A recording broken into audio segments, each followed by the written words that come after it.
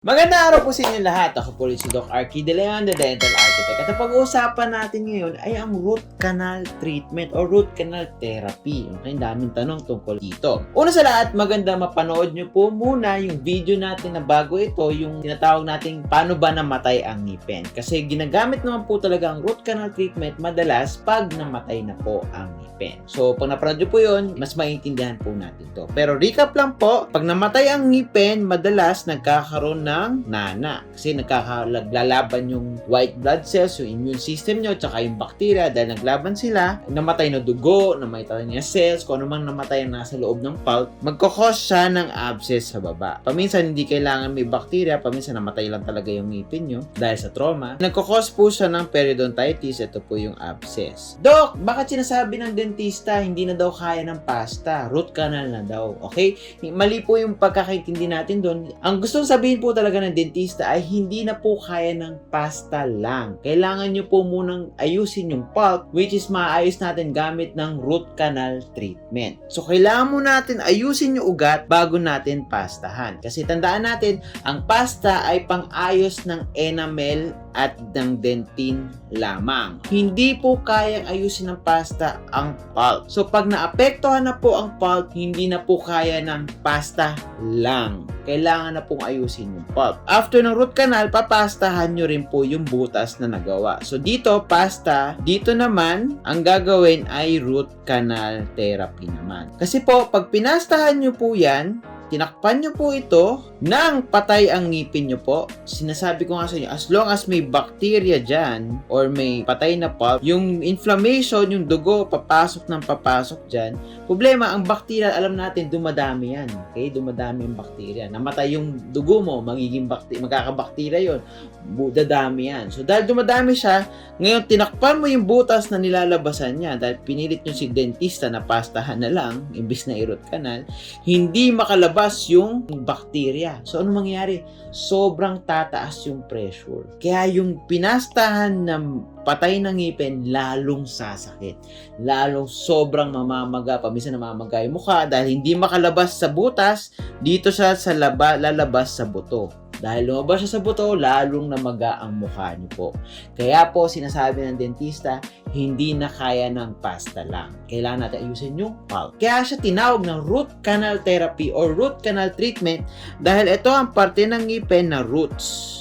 Parang sa puno, tapos may kanal siya. Ito yung kanal. May daluyan ng dugo, parang sa tubig. May kanal, daluyan ng tubig. Aayusin na dentista yan hanggang sa root canal. Ito yung ginagamot ng dentista, kaya siya tinawag na root canal therapy. Ito po yung ginagamit ng dentista para linisin yung ngipin. So, may pinapasok na dentista. May video ako before kung paano ginagawa ng dentista yan. Lilinisin yung loob, i-irrigate, nilagyan ng antibacterial. Paminsan, pag malaki masyado yung nana, umaabot ng 2 to 3 meetings bago matapos yung root canal therapy. Paminsan naman, maliit lang yung nana, mismong araw natatapos na rin po ang root canal treatment. Pero pag sobrang nana, sobrang active ng bacteria, sobrang mabaho, paminsan paglabas ng mabaho na siya, more or less, kailangan po munang patayin ng dentista yung bacteria na nandun bago po matapos po ang root canal treatment. Ito po yung proseso ng root canal. So, may namaga, nagkasira. So, bubuksan ni dentista yan para makita niya yung root. Ang liit lang nito. Sinlaki lang ng 5 pirasong buhok. Ganun lang po kanipis. Ganun lang kaliit ang inaayos ng dentista. Dok, masakit daw ang root canal. Di po parating masakit, pero may times na masakit. Kasi paminsan, may onting nerve pa na buhay. Kasi pag namatay na yung ngipin, wala na talagang mararamdaman yan kahit anong ganun. Pero paminsan, may nerve na buhay, kaya paminsan natutusok din po yun. Or paminsan, sinasadya rin ng dentista na tusukin yung nana para lalong lumabas yung nana. Pero huwag kayong magalala, may anesthesia naman pong nilalagay ng dentista para wala po kayo maramdaman. Kung may nararamdaman kayo, sabihan niyo po yung dentista nyo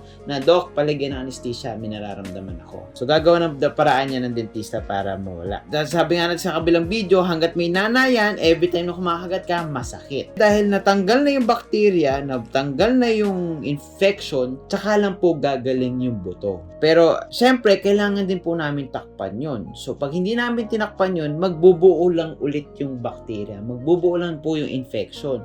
Mag-i-inflame ulit, sasakit ulit yung ngipin, kaya nilalagyan namin ng palaman. So, itong palaman na to, itong kulay pink, tatakpan na niya yung root canal para wala ng space para sa bacteria para dumami pa ito. So, after ng root canal therapy, paminsan masyado na malaki yung butas ng ngipin, kaya paminsan pinapastahan lang po namin, kaso paminsan dahil mahina na yung ngipin, dahil bulok na to, patay na to, wala nang nutrisyon to, nilalagyan na po namin ng crown or jacket crown para hindi na po siya masira or mabasag. Kasi kahit ayos na yung ugat niya, kung nabasag naman yung parte ng ngipin, bali wala. So maganda, matigas din po ang parte ng ngipin. Dok, bakit mahal ang root canal? Ba't di ko lang pabunot? Okay, so sinasabi nga natin, pag nabunutan ka ng ngipin, sunod-sunod na po ang problema niyo po. Ang benepisyo ng root canal treatment, dati masakit siya pag kinakagat. Dahil po sa nana na nasa ilalim. Pag na root canal po yan, dahil patay na yung ngipin, wala na mararamdaman ng ngilo, wala na mararamdaman na sakit, at wala na siyang mararamdaman na sakit pag kumahagat. Pero, andun pa rin yung ngipin. Hindi nawala yung ngipin, may panguya ka pa rin, may pangdurog ka ng pagkain, may pangngiti ka pa rin, nawala lang yung ngilo at sakit. Pero, ang masarap po dito, unlike sa pustiso, paminsan wala na maramdaman pag kinakain mo, ang na-root canal treatment ng ngipin ay pag kinagat mo ng malulutong,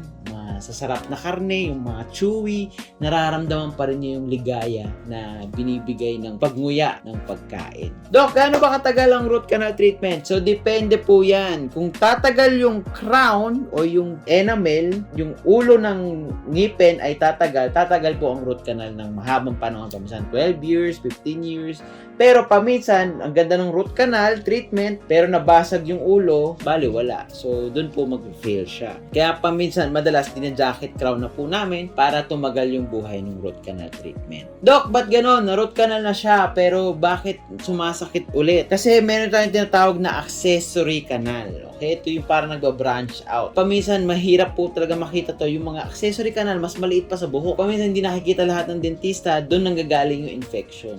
Dok, ano naman pangit sa root canal? O, pangit sa root canal, medyo may kamahalan siya, kaya mas maganda pa rin kung prevention para makamura po kayo. At isa pa ay nangingitim na po ang ngipin pag na root canal na treatment na po yung ngipin. Hindi naman sa dahil sa root canal treatment nangingitim ang ngipin, kundi dahil patay na yung ngipin. Okay, basta patay ang ngipin, mawawala yung sigla nito, nawawala, parang nadidehydrate, paminsan nangingitim po talaga to at nagiging dilaw or paminsan nagiging dark brown or grayish. So, pag-usapan natin next time kung ano yung naman ayusin natin pag na root canal na yung treatment. So, yun po ang root canal treatment. Okay ba po sila sa pasta? Ang pasta ay dentin and enamel. Ang root canal treatment naman ay para sa pulp. Ako po ulit sa Doc Arky De Leon at lagi natin dadaan, dalawang ating kaligahan ang ngumiti at kumain. Kaya talagaan natin ang ating ngipin. Maraming salamat po.